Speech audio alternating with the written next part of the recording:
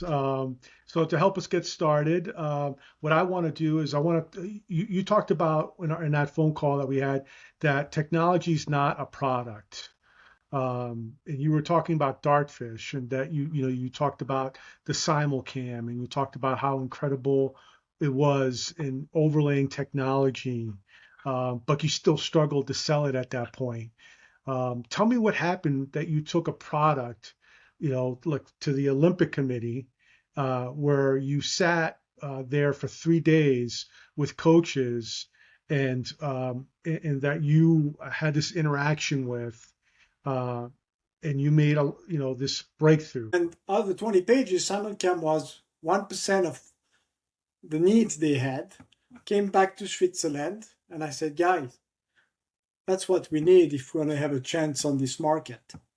And less than a year later, we launched Dartfish 2.0, which was the first product we could definitely put on the market. Technology can be extremely cool, but it's not a product. Look at Yeah. the iPhone. What made the iPhone amazing is ease of use.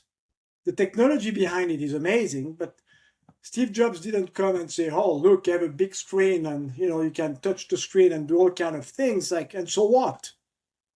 He sold, the use of He, the phone, of making things easier for you. He really understood what people were going to do. This is he, amazing. he you know, it, it you talked about on that call. I couldn't stop thinking about this. You were talking about scaling. You talked about going from 10 to 100 to Yeah. 1,000, and clients. And it sounds simple for like the founders, but they often, they want to skip steps, right? They want to like you mean you had a similar experience with Dartfish. You were like, I want 500 first year. Because you always have people who are going to be happy to have free stuff, and they're all going to tell you, if I use it, everybody else in the market's going to use it. And you're like, yes, but if you use it for free, I don't know if you're a real client. That's the first thing.